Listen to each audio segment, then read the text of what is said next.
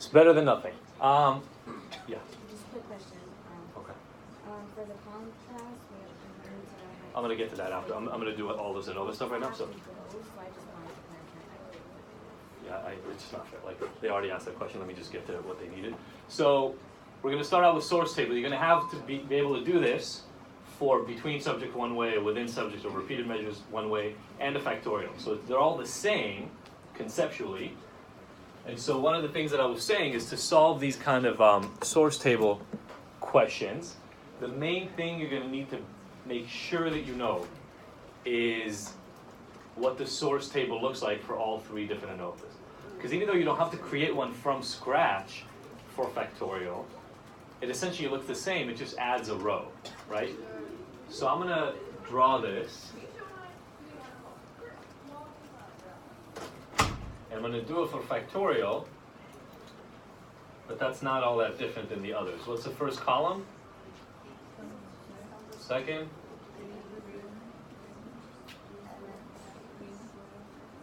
And F. Perfect. And then for factorial, we'd have factor A, factor B, their interaction, residual, and total, right? Okay. So like I said, this is the most complex that it's going to get. That's as complex as the table is going to get. And then what's going to end up happening on the test, and regardless of whether we do this one or we do one of the other ANOVAs, it'll always essentially look like this. The next step is we will give you some numbers out of this. But you would be surprised how few numbers I have to give you inside this thing to make it solvable. So we did this in office hours, and I'm just going to kind of make it up here. But let's say that my MS here is 100. Let's say that here it's like 50.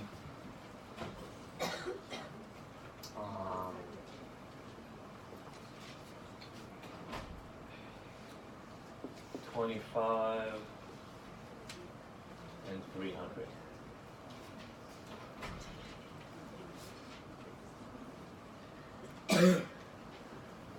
Yeah, go ahead.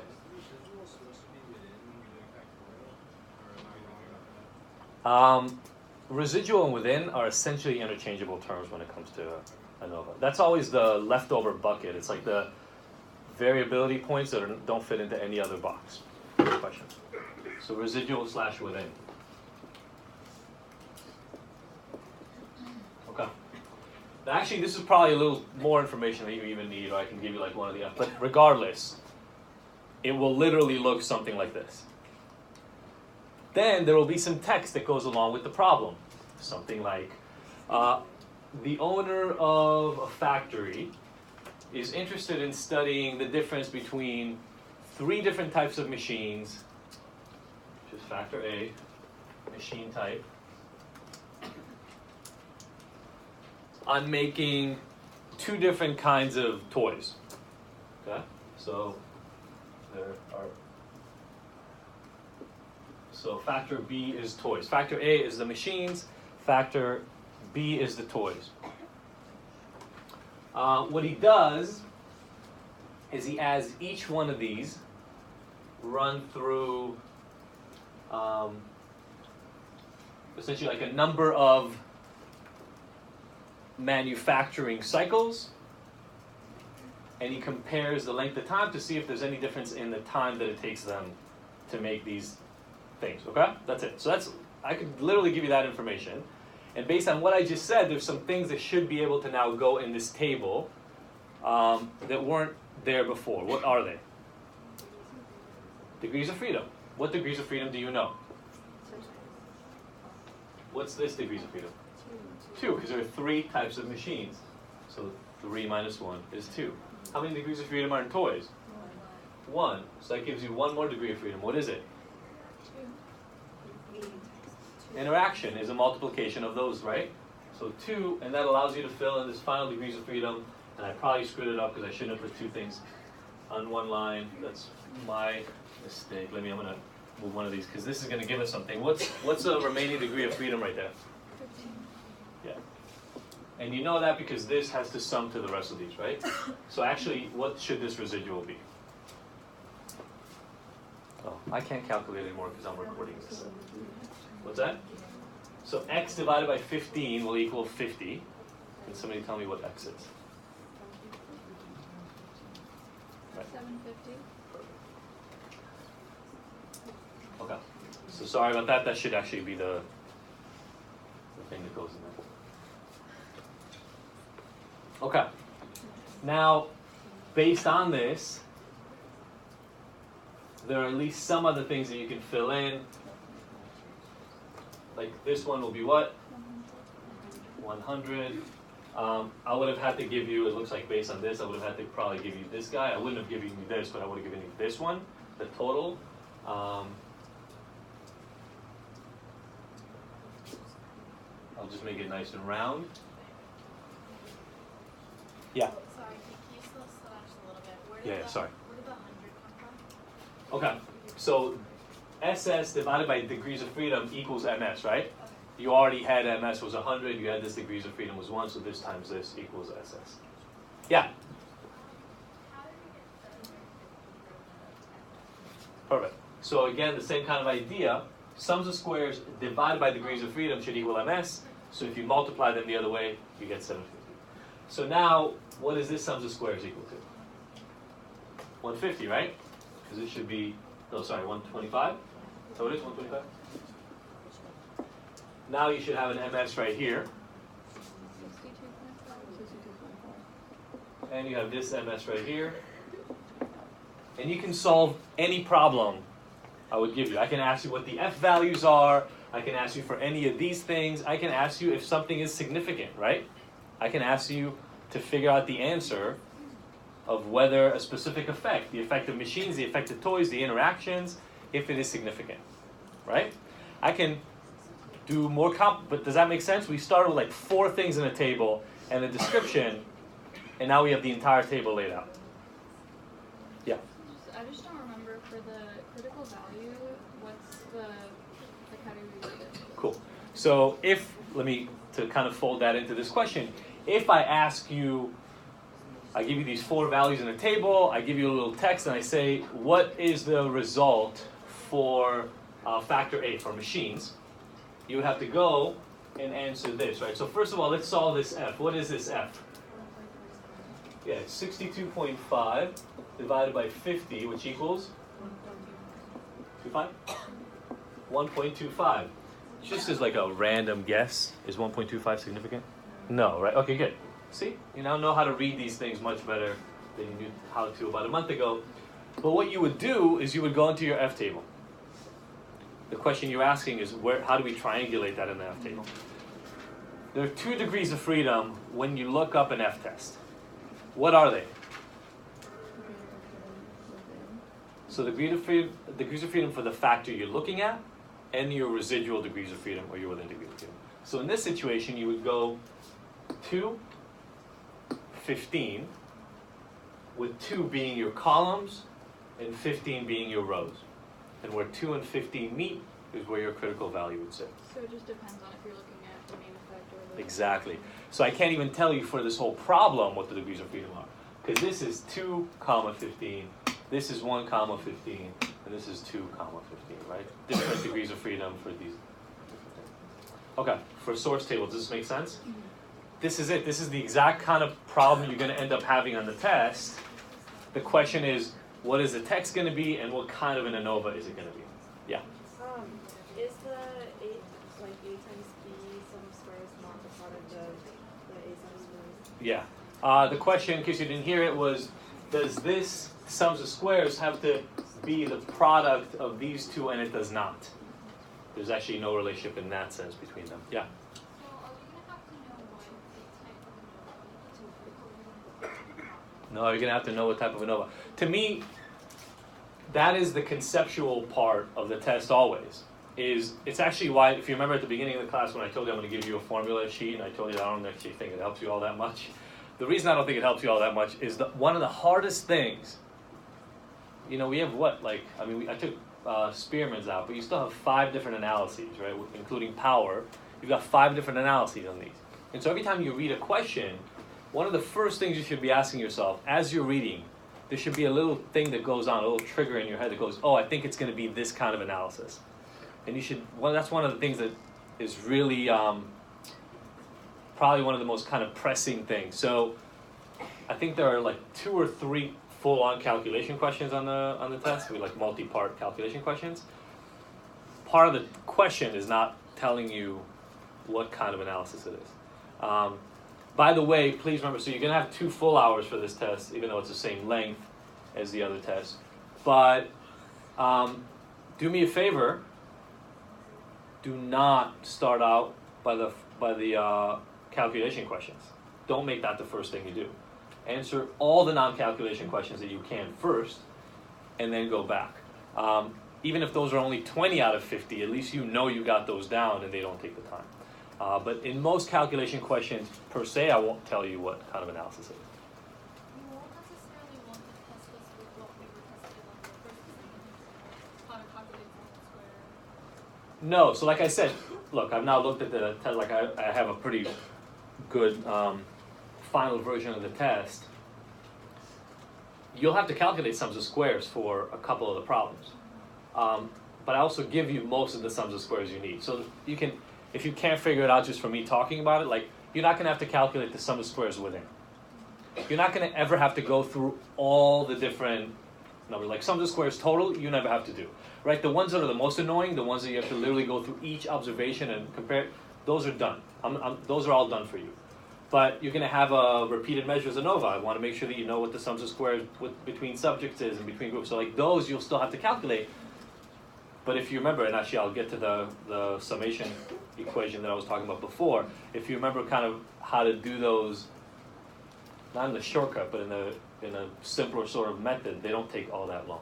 I took the test, it took me 40 minutes to take the test. So it's not like, and I understand that is like, so that is the close to the fastest, like I had to fix questions as I was doing it, so it wasn't like my absolute fastest, but like just sitting there answering the test, it took me 40 minutes. So like probably if I would take it without having to correct, it would be like 32 minutes for me to take it. You get 2 hours. You get 4 times the amount of time. Like nobody should run out of time on this thing. Yeah.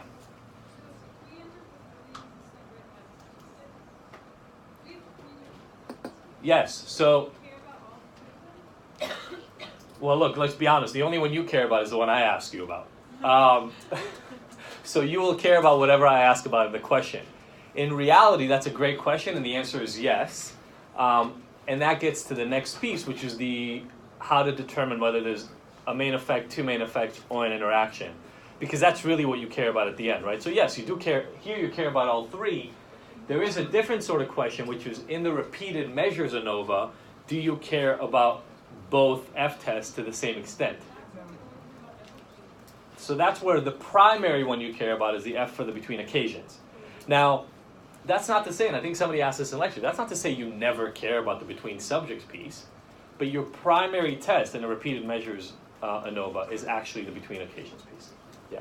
So when the first f of the first variable is is above critical value and is significant, that means there is a critical value. Yep. So if this, I'll just go through them. If this f exceeds the critical f value you found, then you have 1 main effect. Then if this f exceeds it, you have 2 main effects if they're both. And if this one, then you'll have 2 main effects and an interaction, and any combination of those is possible. Yeah. You. What happens if for the repeated measures, like one kind of exceeds the critical value, but one doesn't? The same exact thing that happens here. Then you have, and you can have that either way, right? So you can have the between occasions one exceed the critical value and find a significant effect of occasions, but no between subjects. If you remember, the main goal of the between subjects component of a repeated measures ANOVA is just to be able to tease out the additional explanatory power of individual variability. That's what I mean by you care a little bit less typically about whether it's significant or not. Like you could still fail to reject occasions, but reject subjects. Absolutely. Absolutely.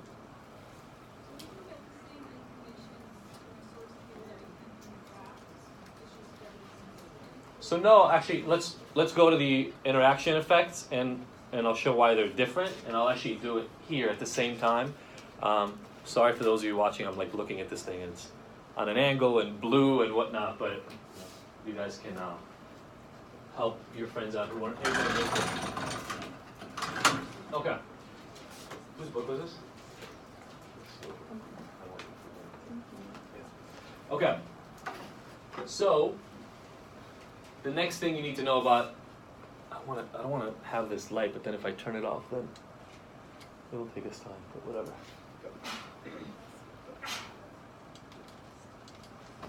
Or I just can't turn it off. Okay. So the next thing you need to do is be able to lay out interactions and main effects using a graph. As I pointed out, you will have to do this using 2 lines and 2 points for each of those lines.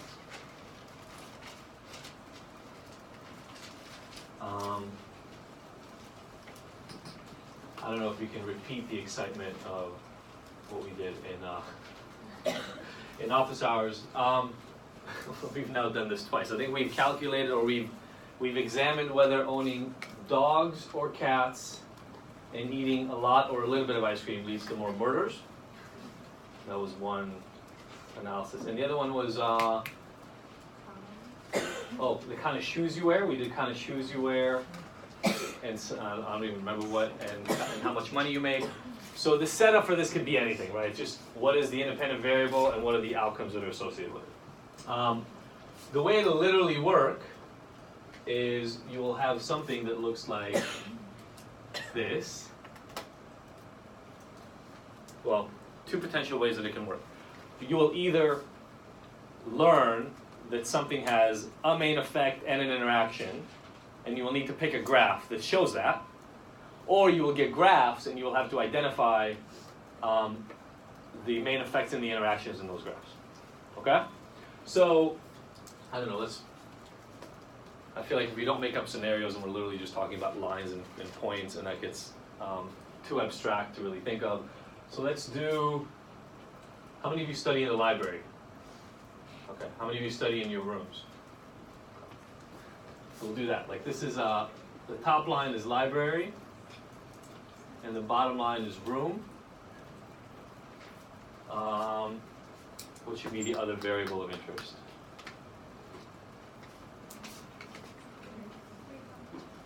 What's that?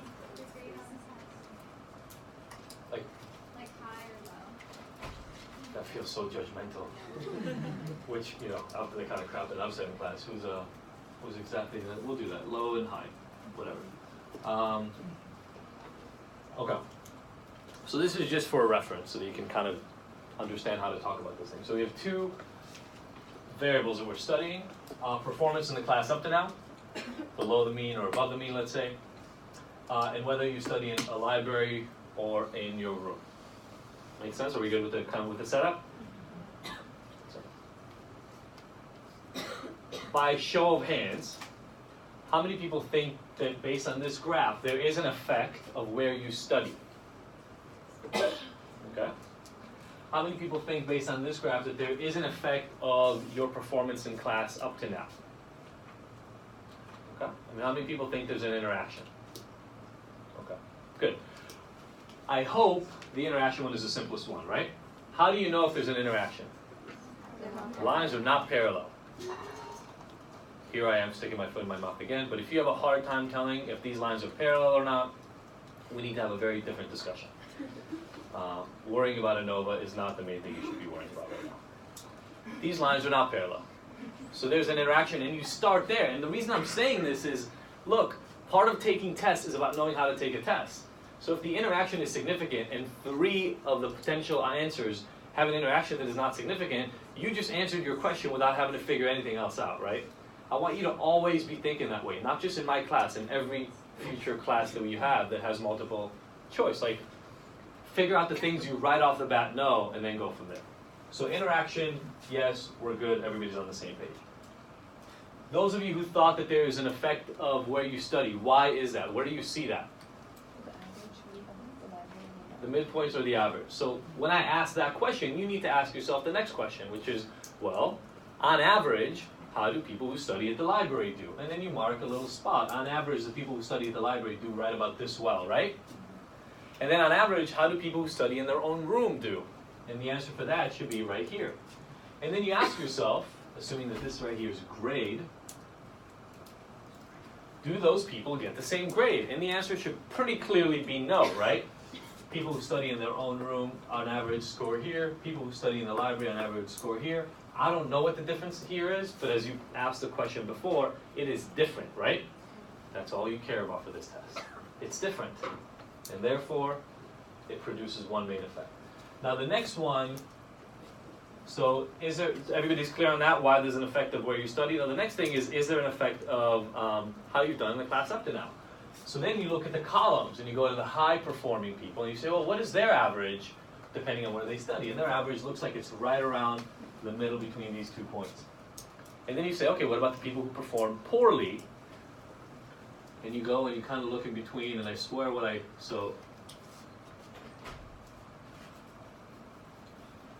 can do this more accurately and not just like my hand randomly, it's supposed to kind of look like this. This is harder than you think it is. For me anyway. Okay.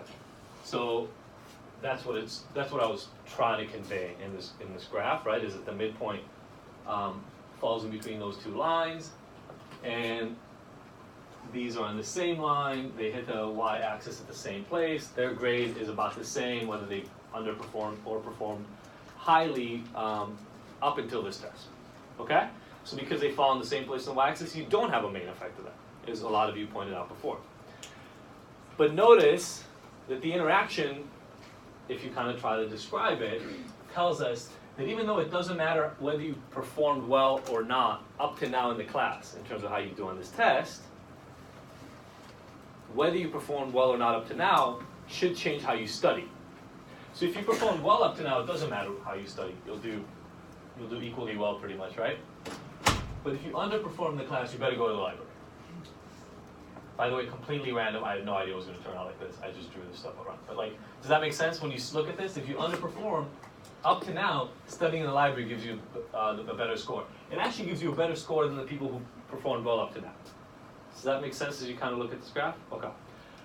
These are the kind of graphs you're going to need to do. I'll do one more up here, and we'll kind of work through that together just to make sure that we all got it. Any questions on this one? Yeah.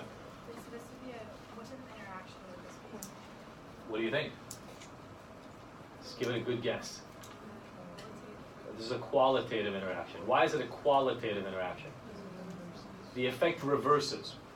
When you go from low to high performing, if you study in your room, you do better. If you study in the library, you do worse. The effect flips. Good question. All right, we're good with this? All right, we're going to keep library and room studying and low and high performing just so that the context is still the same. And I'll do something that looks totally different.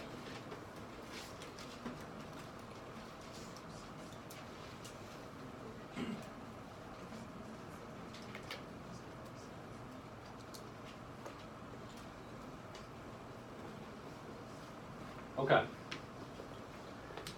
Sorry, so let's make the room better this time. I don't want to make those of you who study in your room feel inferior somehow. Okay. Now, based on what you're seeing, how many people think there's a main effect of where you study? Okay, how many people think there's a main effect of how you've done up to now in the class? Okay, how many people think there's an interaction? We should be pretty clear on the interaction. And again, I'll do the intermediate points. The average of people who study in their room is here. The average of people who study in the library is here. Pretty clear that as I take that to the y-axis, it's a different result, right? And the same thing happens when I look at the average of the columns. People who underperformed up to now score here. People who performed well up to now score here. It is obviously also different y-axis values for both of those. So two main effects. The lines are not parallel, and so you have an interaction. What kind of interaction is this? This is a quantitative interaction. Why? The effect is always the same, right? So when you go from low to high, people studying in the room do better, people who study in the library do worse. When you go from library to room, people who underperformed up to now do worse, people who performed well do better. So the effect is the same. You're going in the same direction every single time. It's the magnitude of it that changes, right?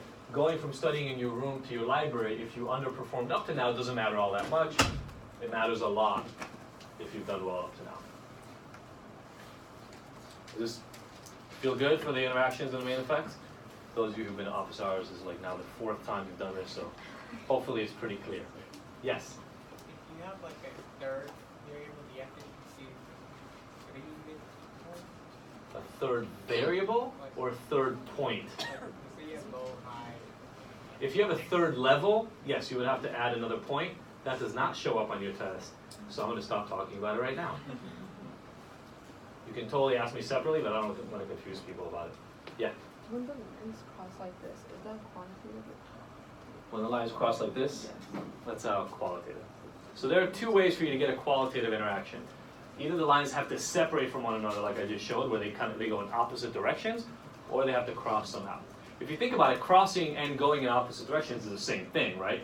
It's just about the starting points that you have. Yes? No. Yes, of course you can. Okay, hold on, but just a second. This and the reasons behind why you would even do a factorial ANOVA are the only things you need. This, that, and why you would even do factorial ANOVAs are the only things you need to know about factorial ANOVAs. Does that make sense? Okay. Does this help resolve what those things are that you need to know? Cool. You have a question? Is there a main effect in the grades on this stuff? There is. Oh, Yeah.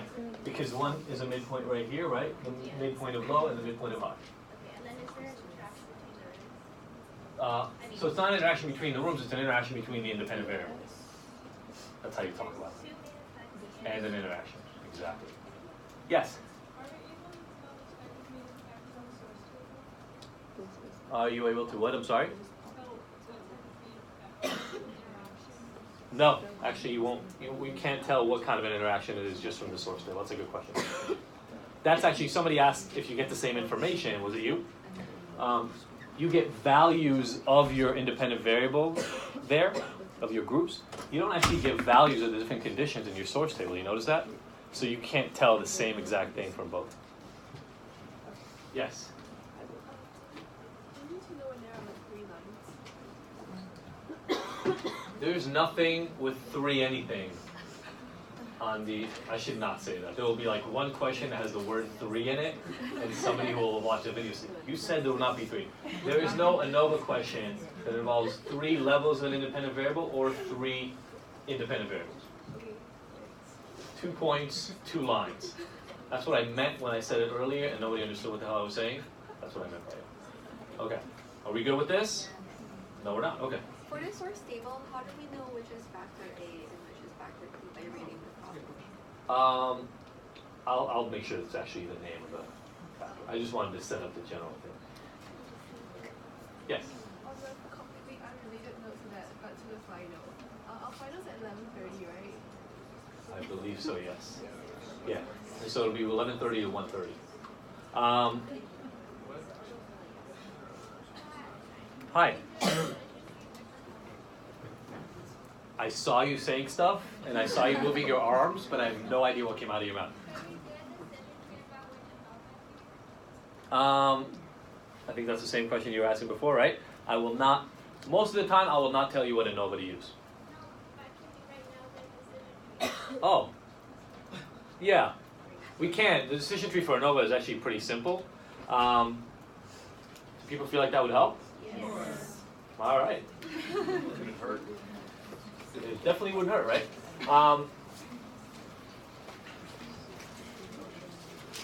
See how much more participation there is when there's like 100 people in a class versus 250 people in a class?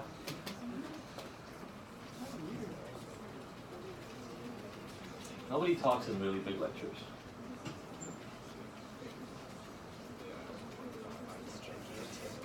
Oh, I know. you're on a microphone. I have a microphone. Is that, maybe I should do like You know, has anybody ever been to a conference where when you have to speak, somebody hands you a microphone? Maybe we should do that. TAs will just stand around with mics. Anybody have a question? Just stand up. Really? And does anybody actually use it? It's like a general study class, so we really have How many students in the class? maybe like 60. Oh. Yeah. I mean, Like anytime you guys you wouldn't want know, but 50, 60, 80 students, I have no problem. 250 are like, I don't even know. Like, those of you who are in the back right now also sit in the back most of the time in the class, and I can tell because I see your faces. I don't know who you are. Like, we've never met. You're like a round thing that shows up in the back of my class twice a week, and then that's the last time I'm ever going to see you, except for like in the halls. People will then walk up to me in the hall and be like, hey, how you doing? I'm like, I know like 20 students, and they're all right around here. It's really, really, really interesting. Okay, so the question was a decision tree. I swear I'm coming back to it. The question was a decision tree on ANOVAs, right? There are three kinds of ANOVAs. So we'll start out with one first factor that you need to look at. The first thing you need to figure out is how many variables are predicting my outcome. So if I describe only one thing that changes, the weather, or how you did on an exam, or a dose for a medication, but it's one thing that has multiple levels, that is one IV, one independent variable. Under that condition, there are two potential ANOVAs you're going to be doing. Essentially between or repeated.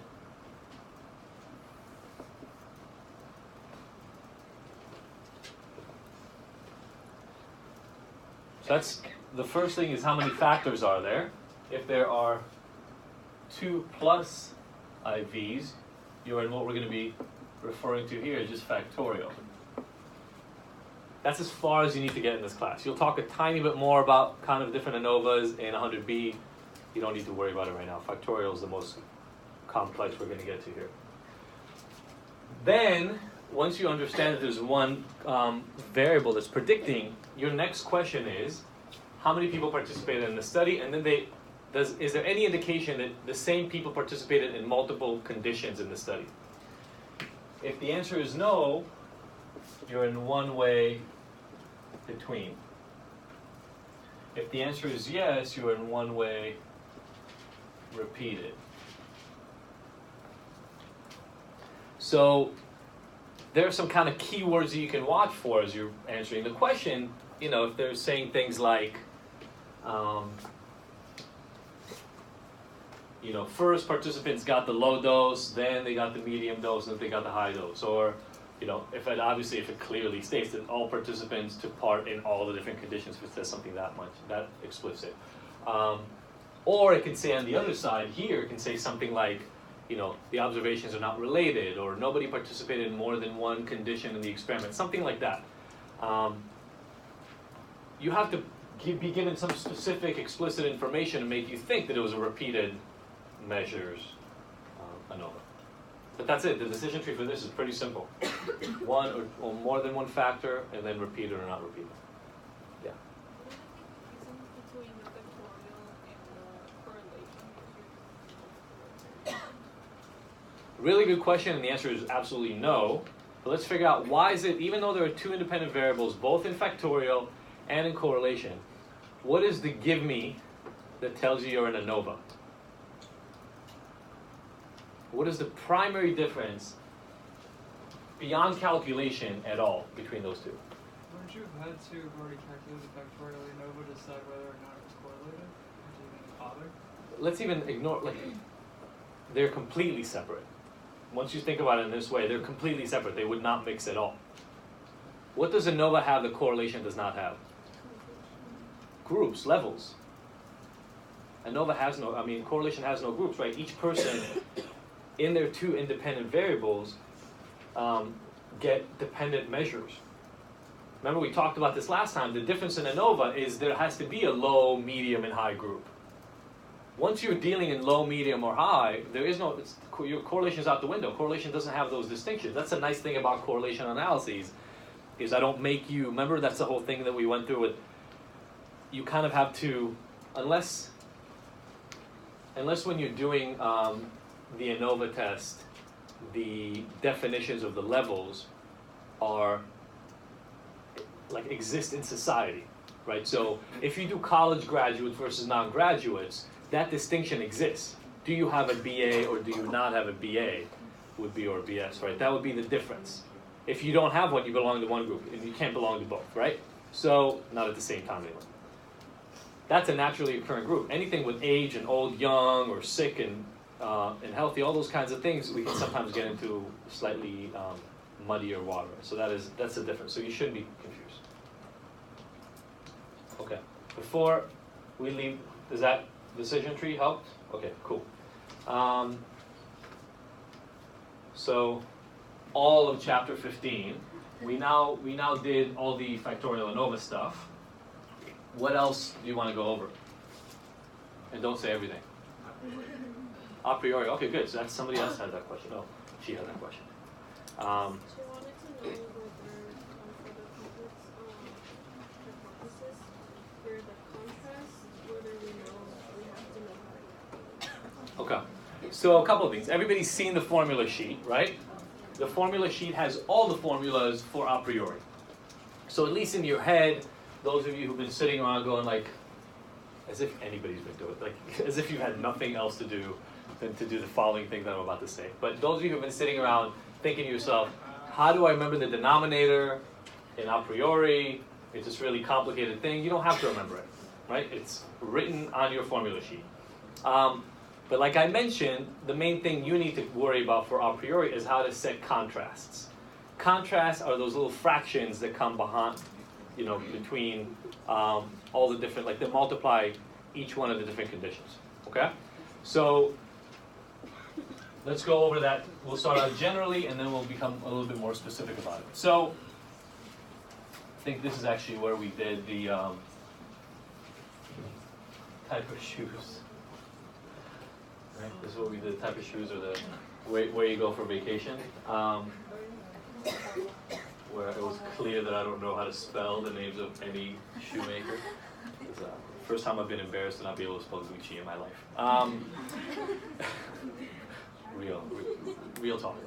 Okay, so what you end up doing, this is actually where there could be confusion in whether you would do ANOVA or a priori. So let's start with that.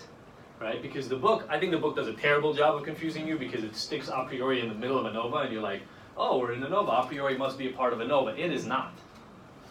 A priori is a thing you do instead of doing ANOVA. So the idea, I'll set it up the way we did it. Damn it. Okay, I now know how to spell Gucci for sure, but I don't remember half the other names. So this was the setup, the way I did it in office hours. I really just don't want to think of another setup. So imagine that I tell you, you'll have to help me, I know you were there. It was like Korea, it was like vacation spots. We did vacation spots Yeah. too. Two different questions. I'm not going to mix them up, although you can wear, I guess, Gucci in Korea. Anyway, we're getting way off topic. Okay, so the idea is the setup of the question will be something like this.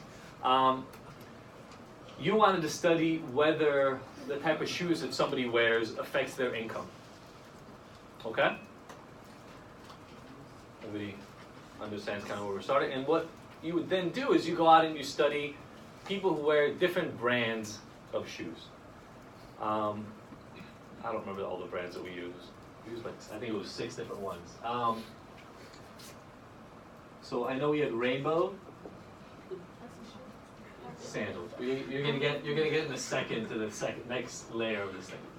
I think Habaneras were the other thing. What else do we have? I think we decided not to have Skechers in this, and I swear this will come up in a second as to why that frickin' makes sense. Okay. Because I had no idea how to spell Louboutins, I think we went with LB for that. And then there was, this is where Gucci came in. Louboutin? I don't even remember. I think it was like CCIE or something. I don't know. And then we had Jimmy Choo. Sure. So, Okay, so let's say this is the setup, doesn't matter. Like I start out with telling you here, you know, you went out and you interviewed people and asked them what shoes they wear and their income level. Don't think too much into it. Okay, but then what I tell you in the middle of the problem is you don't actually care about the specific brands. What you want to see is whether people who typically wear casual shoes, and that's why we ended up using like literally sandals, if people who wear sandals make a different amount of money than people who wear dress shoes. Okay? So I would give you all the means and I would give you all the stuff, and that's the point where you might think to yourself, oh, we're doing an ANOVA, and you would be looking for, is it between subjects or repeated measures and all the stuff we looked at. But then the key piece would come in, I would say, but actually, I don't want to compare, or I probably wouldn't say this, but actually what you wanted to compare was casual shoes to dress shoes. And I would have to tell you which of the brands or whatever figured in these things. And obviously I split these up here on purpose, so this would be like casual, and this would be dress shoes, right? Just based on this example, okay? Now, you should know that you're an a priori. Because now what I tell you is, how would you set up the equation that would end up only comparing the casual shoes to the dress shoes wearer? Okay? So that would be your giveaway, would be, it starts out sounding like setting up an ANOVA because you have more than 2 conditions. And when you have more than 2 conditions, you typically do ANOVA. But then all of a sudden I tell you that I actually only care about putting those things into conditions. Okay, let me get through this example and then I'll take questions. Everybody understand the setup up to this moment? Okay, so 5 different brands of shoes, but I'm fitting them into 2 groups. Then the question would be, the first thing you would have to figure out is what would that be set up like? So, if I just follow the example of what we did in class, what time is it? If I follow the example of what we did in class, and essentially what we're saying here is that the mean of dress shoes would equal the mean of casual shoes, right? Everybody's with me that far? Now I'm going to go one level farther. I'm going to say, well, the mean of dress shoes is actually the mean of Louis Vuittons plus Gucci. I can't believe I'm doing this problem again. There's something wrong with me. The mean of casual would be Rainbow and Habaneros average, right? So that's, we just went one level further in explaining the null hypothesis. The null hypothesis in the situation like this would be that these 2 should equal each other, right? Because the average amount of money that people make if they wear dress shoes should be exactly the same as the amount of money people make when they wear casual shoes, right? That's a null hypothesis. Everybody's with me so far? Now, what we did in class, I said then, is I went one level further and I said, well, saying this is the same as saying this.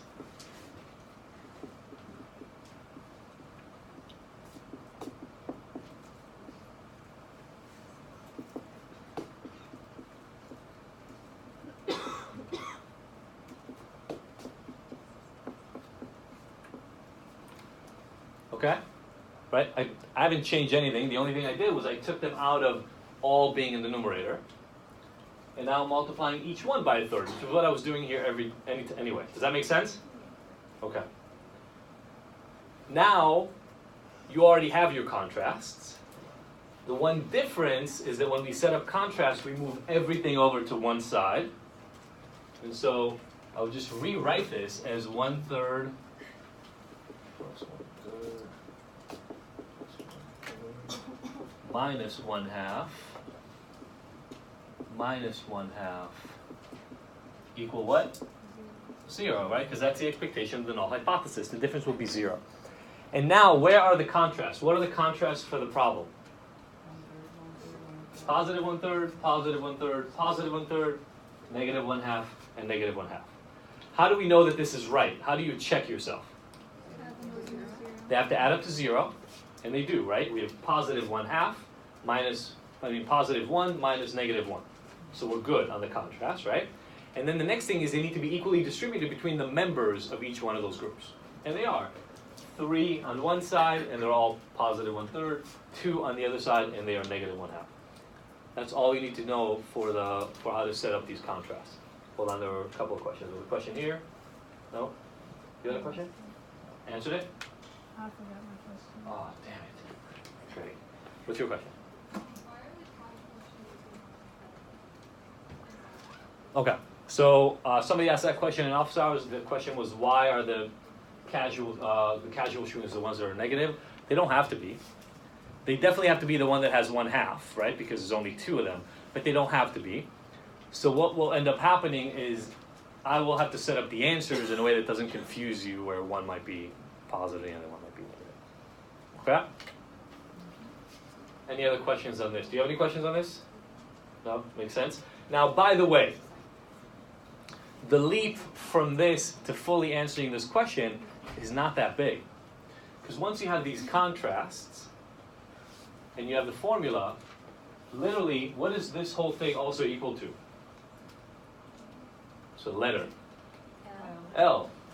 This is L. L goes where? In the numerator, right? This T of whatever degrees of freedom we have is L divided by what? That's squared pool times what? Contrast 1 squared over n1 plus contrast 2 squared over n2 plus dot dot dot. Right? Now, again, you're going to get this formula, so it's not like you have to memorize it. But you already solved for L. So you already have that part down. And then the only other place that it matters is kind of putting these contrasts in place. So I just want you guys to remember that it's not that big a leap once you've calculated these contrasts to just fully solve this question. Sorry. Yeah? What was n? I think the small lowercase n is how many participants? Here, it's how many participants are in each group. Each group of casual or each group of? So they're independent, right? So there could be a different number of people in each group. Is it like a rainbow versus? Yes, exactly.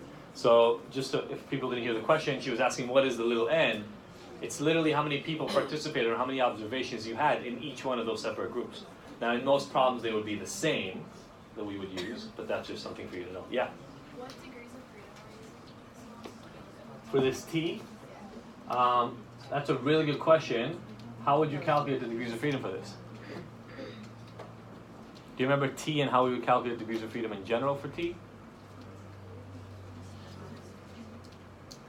How many degrees of freedom do you lose in the T's that we've done? Yeah, you lose 2 here, right? Because you're comparing 2 separate means.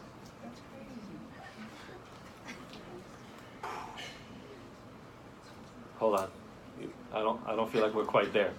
Like all the observations minus 2, or like each group minus 2, or like Degree of freedom every time you calculate a mean. So all the observations minus 2. Yeah. So L for the null hypothesis is 0, right? For the null. Yes. Under the null hypothesis, L should equal 0. Yeah. Something about the contrast adding up to something. Oh, the question was, I said the contrasts add up to something. On each side, the contrasts add up to 1. Positive 1 and or negative 1. When you add them all together, you should end up with 0.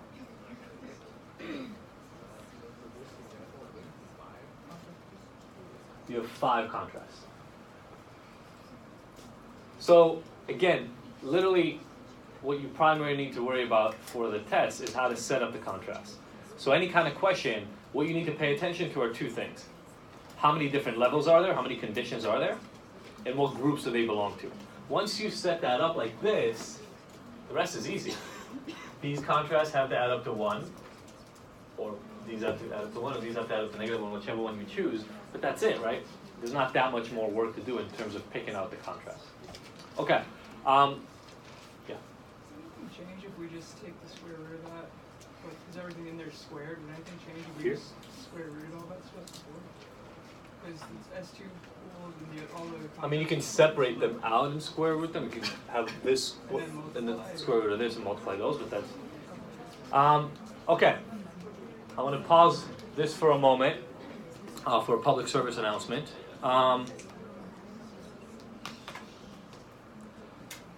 Some people ask questions about power too. I'll get there in a second if we have a moment. I know it's been ages since we've done power, it feels like anyway.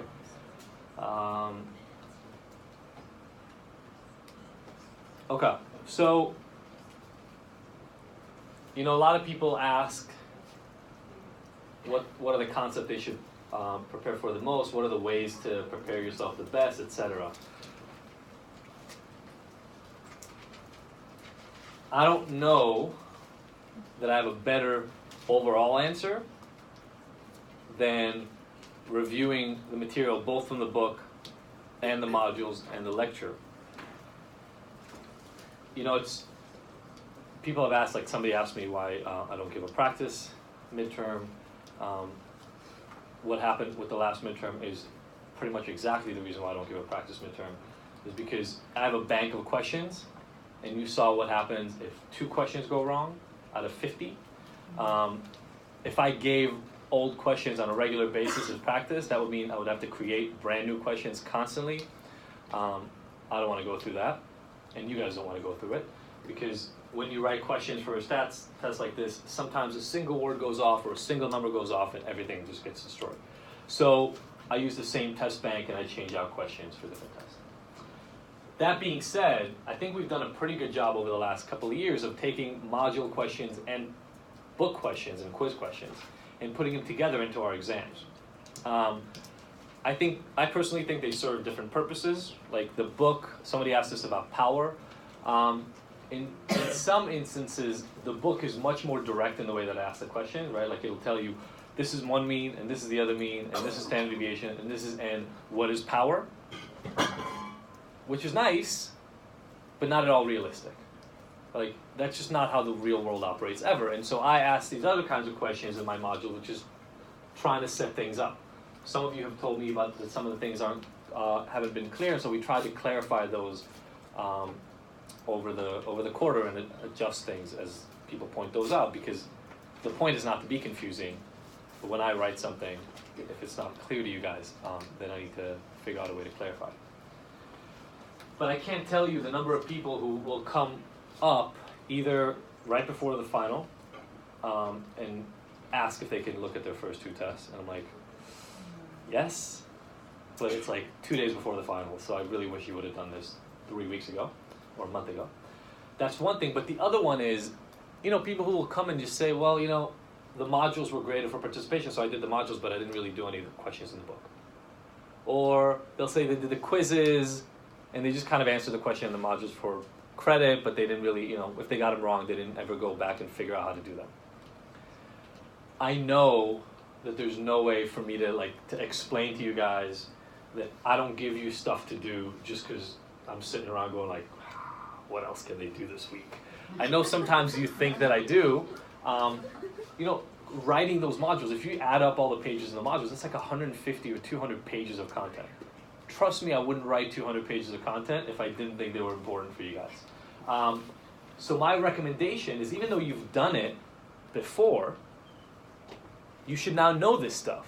So go back to the module, pull out the questions, leave the module alone, and answer them like a test question. You've already done it. So it's not the question of, can you do this problem? You've already done it, so you know that you can do this problem. Can you do this problem without all the guidance of all the other stuff that is present in the module is the real question, because you're not going to get that guidance during the test. So to me, the easiest way to practice for this stuff is to take the questions you've already done. I guarantee that not a single one of you remembers the sums of squares calculation from any ANOVA questions you've done. It's not like you're going to be doing it, oh yeah, that was 47, and this is 59.2. No, that's not the problem.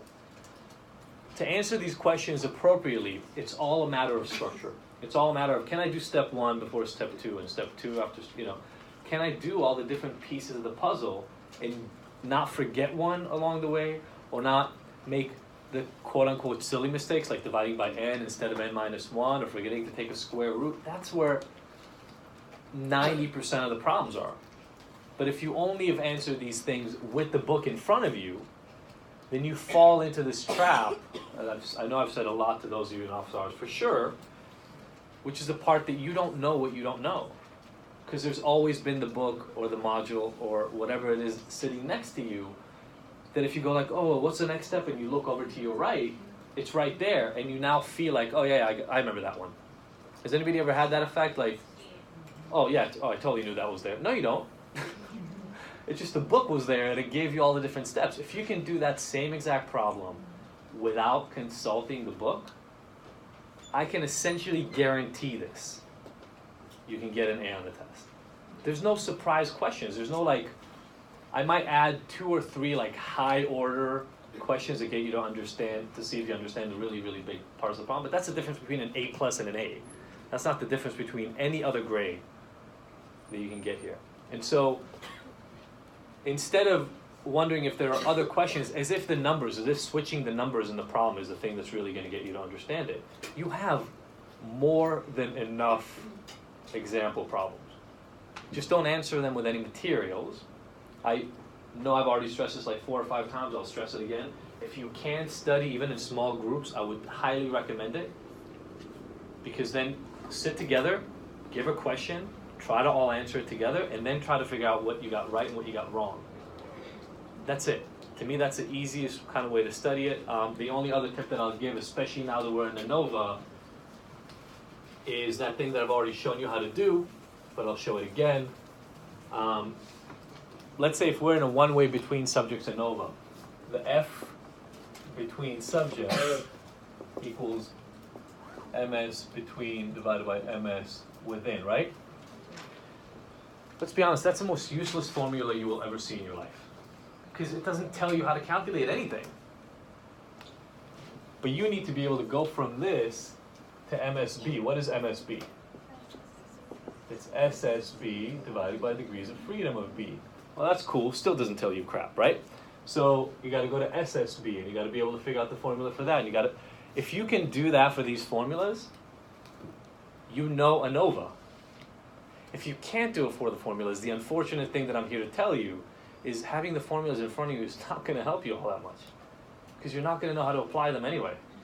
So take the formula sheet. It's now been sent out. I think the TAs sent you kind of the revised version that has Cohen's D in it.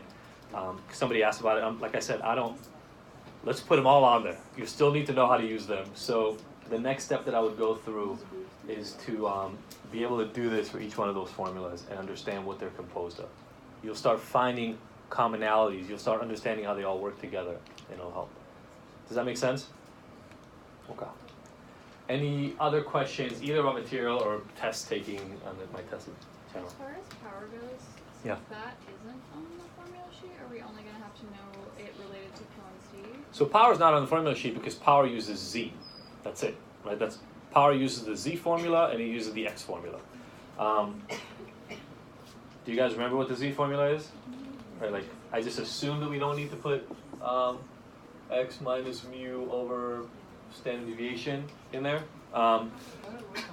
What's that? I think that is on there. Oh, it is? Okay, cool.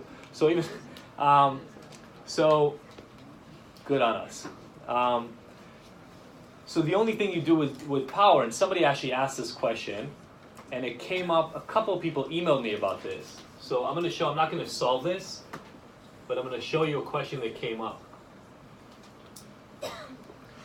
That drawing behind me is always the setup for power, right? That's the first thing you do for any power. The next thing you do is what?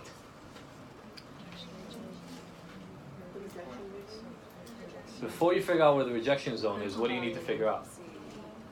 You need to figure out which of these distributions is the one you're comparing to and which is... So if the question is, I give people this pill... Doing videos really destroys your battery.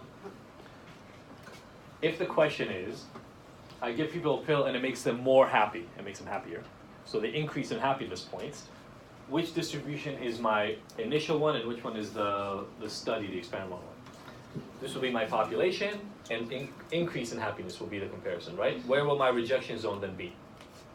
Here, right? For this one. Sorry, this is not, I'm gonna make these a little farther apart so it's easier to tell them.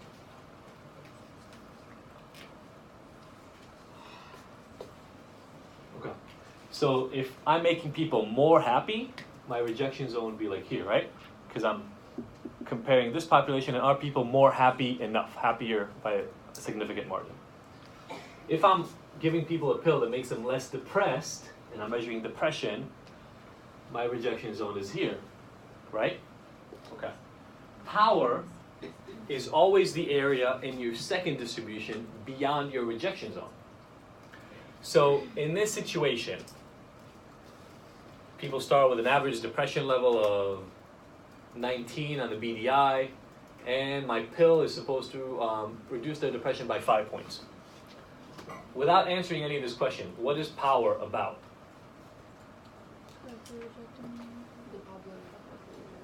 Look at this and give me a number. It's about what? No. Are we doing less depressed or increased? Less depressed. It's close to 100.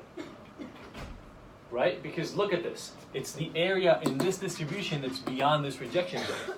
It's this whole thing. Right? Does that make sense or no? Okay. How many people are confused by what I just said? Okay, cool. I'm going to go over it again. Yeah, this came up in like 3 emails or 2 emails, and so if it comes to me in multiple emails, I know that people are confused about this. So, I have my general population of people who are depressed, and then the people who are depressed who took my pill, right? My pill reduces people's depression based on this alternative hypothesis. Up to now, we've done everything if the null hypothesis is true. What you calculate power is if the alternative hypothesis is true. Because if the null hypothesis is true, what is power? It doesn't exist. You can't find a true, false, null hypothesis if the null hypothesis is true, right? Because then it's a type 1 error. So in this situation, you're using the alternative hypothesis as your standard. So if the average here is like I said, about 19, and I reduce by 5 points, then these are our populations. And the question is, how far away from 19 do I have to get to reject the null hypothesis? Are we on board? Well, this is how far we have to get, because that's where the rejection zone for a non-directional alpha equals 0.05, right? Are we good? Well, how much of this distribution is to the left is beyond this distribution? Almost all of it. Why? Because this time beyond is moving in this direction, not in that direction. Because I'm predicting lower end results, right? The farther I am beyond, away from this initial distribution. If the question was the opposite, then my rejection zone would be centered around this distribution, and I would be looking at this area. Does that make sense? So it's, in power is definitely one of those places where you have to figure out, are you looking at increases or decreases, and measure your outcomes based on that. There's a question here somewhere? Yeah? So you're trying to reject, and you set your critical value based on the population. You're setting the rejection zone based on the original population. Yeah, so there's a population of origin, the null hypothesis population. That's your first one. And then you're using your alternative hypothesis. I think the book might call it like, there's a true and the alternative, or however the book kind of talks about it. What's that? And real, yeah. The null and the real. But it's not real, it's under the alternative hypothesis. If the alternative hypothesis is true, then this is the real one. But when you calculate power, you don't know if it's true. So it's, again, little distinctions in language, but first draw this thing out, figure out, are you predicting increases or decreases, and solve it in that way. And that's, the reason I'm showing this and kind of going over this a lot is A, power was a long time ago, but also there's another piece of the puzzle, which is, you'll notice that most of the answers in the power questions that I ask don't make sense once you figure out how to do this. You're now only picking between 1 or 2 different answers that are either high enough or low enough to give you power. So part of the question is, can you set this thing up right? And then you do the Z1, moving to X, moving to Z2, and predicting all the actuals. Okay? Other questions? Yeah. When you're doing a correlation coefficient test, what are like some of the factors that might affect like outliers or Perfect. things like that? So, definitely outliers. There are 3 main factors that affect correlation analysis. As the book talks about and as we talked about, they tend to lean towards different patterns. outliers will typically be one of those things that exaggerates your correlation. It's not always true. But typically they exaggerate your correlation. They make it look more substantial than it is. Then there's nonlinearity. Nonlinearity, or the fact that your variables are related but are not related in a linear fashion, will reduce your correlation coefficient typically. And that's when we showed this thing, right? If you split up a graph into this, if I have nonlinear this way, or if I have nonlinear this way, or other kind of nonlinear relationships, you can see that they fit in multiple quadrants, and that's why you end up with less of a clean correlation analysis. And another one is what's called the truncation of range, or the limitation of range. If I have variables like height and weight that are definitely associated with one another, but I pick a very limited range of height. So let's say that overall, these things have this relationship. Super clean, height, and weight. Okay? Really clean, strong relationship. If I get rid of a bunch of the weight categories, I greatly reduce the correlation coefficient. Why? You can see I've now removed a lot of the, especially from a strong correlation, I've removed a lot of those summed z-scores that would end up adding to my correlation coefficient. Just one more thing. How does like the third variable factor in? Is it just like thinking up these square areas in general, or like? Yeah, the idea, everybody hear the question, third factor? The idea in correlation is that there is always a potential for a variable you have not studied that is essentially what's called confounding or confusing your findings because you're not paying attention to it. So if you think back of that murder ice cream example, if you didn't realize that they both go up with temperature, then you wouldn't look at that example. So that, yes, that is something you always have to be prepared for. Last question. Oh wow. She's like, I don't know if this is what I want to be my last question. Yeah. Oh wow. Will we ever have to pick out from the data set that we provide and see if there's like too much outlier or not linear to do a correlation? Will we ever have to do that ourselves? Not even close. Yeah, we haven't discussed how you define an outlier and how far something has to be an outlier, none of that stuff. No. Honestly, look guys, if you study the lecture and the questions asked in the lecture, the module and the question asked in modules, and the book questions, those are the types of questions I want to ask. And at least, I mean, other than the calculation issues with, or the answer problems, with one of those problems on the last test, that was also consistent on the last test. Those same kind of questions I've already asked you. There weren't new kinds of questions. All right, I'll still be available by email for those of you who are asking questions by email. Congratulations on almost finishing this, and good luck studying.